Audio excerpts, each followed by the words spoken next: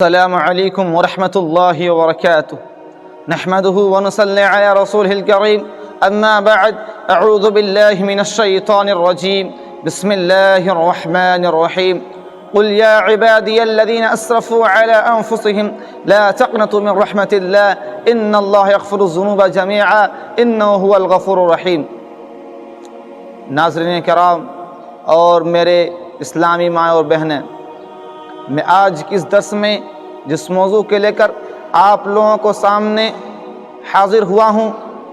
جس موضوع کے تحت میں آپ لوگوں کے سامنے کچھ باتیں بتانا چاہتا ہوں، وہ ہے اللہ کی رحمت۔ ناظرین کرام، میں نے آپ لوگوں کے سامنے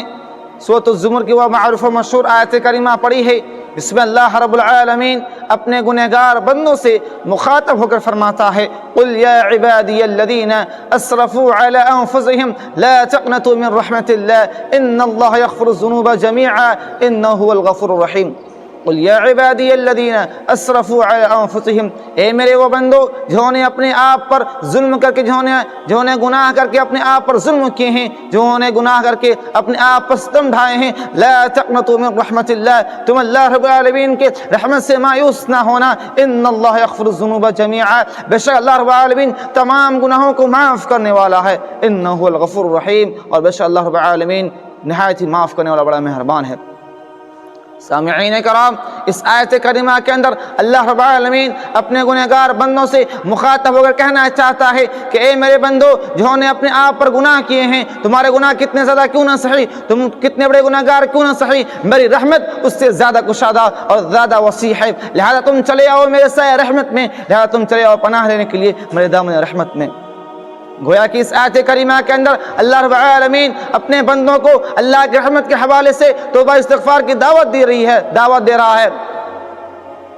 اس آیت کریمہ کے اندر اللہ رب العالمین اپنے بندوں کو توبہ استغفار کی طرف دعوت دے رہا ہے اور کہنا چاہتا ہے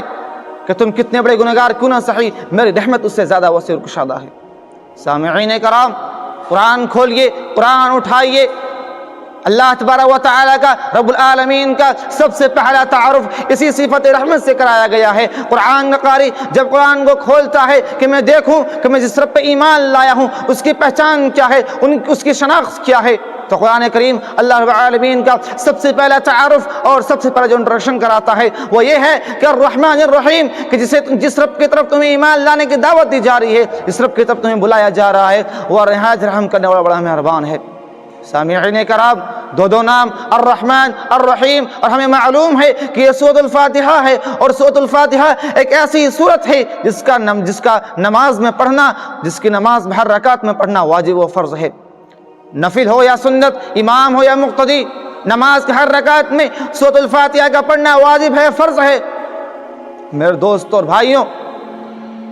اگر اللہ رب العالمین کے رحمت کو جاننا ہو، اس کائنات کے اللہ رب العالمین کی رحمت کو جاننا ہو، تو قدم قدم پہ آپ کو اس کائنات میں اللہ رب العالمین کی رحمت کے مظاہر نظر آئیں گے۔ ان میں سب سے بڑی رحمت کے مظاہر یہ ہے کہ اس دنیا کے اندر پلنے والے اللہ کے کافر بندے، اللہ کے مشرک بندے جو اللہ کے ساتھ کفر کرتے ہیں، ان کے ساتھ شرک کرتے ہیں، ان کے ساتھ بغاوت کرتے ہیں، ان کے باوجود اللہ رب العالمین ان کو کھلا رہا ہے، ان کو پلا رہا ہے، ان کو صحت دے رہا ہے، ان کو تندرستی دے رہا ہے، اس کے مالوں میں اور ان کے کاروباروں میں بڑھوتری ہو رہی ہے۔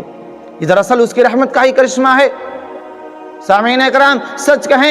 کہیں یہ زمین، یہ آسمان، یہ ستارے، یہ سیارے، یہ ساری چیزیں اگر قائم ہے تو اللہ کی رحمت کے بل پہ ہی قائم ہے، ورنہ انسان تو ایسے گناہ کرتے ہیں، ہونا تو یہ چاہیے کہ زمین پھٹ پڑے، یہ آسمان شک ہو جائے، یہ دنیا کا نظام درہم برہم ہو جائے۔ سامعین کرام، اللہ رب العالمین کی رحمت کو جاننا ہو تو اس واقعے کو ذرا غور کیجئے جس میں ایک بوڑھا شخص اللہ کے نبی کریم صلی اللہ علیہ وسلم کے پاس آتے ہیں، لاٹھی ٹیکتے ہوئے آتے ہیں اور کہنے لگتے ہیں یا اللہ کے رسول، ایک ایسا بندہ ہے، ایک ایسا شخص ہے جو تمام کبیرہ گناہ، تمام صغیرہ گناہ کا ارتکاب کرتا ہے، انہوں نے تمام گناہ کی لذت کو چکھ چکا ہے،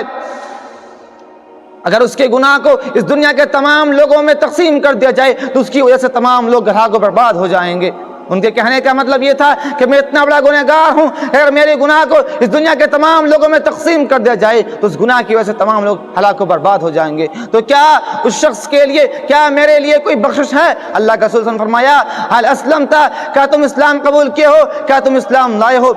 وہ شخص کہتا ہے اشہد ان لا الہ الا اللہ واشہد ان محمد رسول اللہ، ہاں میں اسلام لایا ہوں لیکن پھر میں بھی گواہی دیتا ہوں کہ اللہ کے سوا کوئی معبود برحق نہیں اور محمد صلی اللہ علیہ وسلم اللہ کے بندے اس کے رسول ہیں۔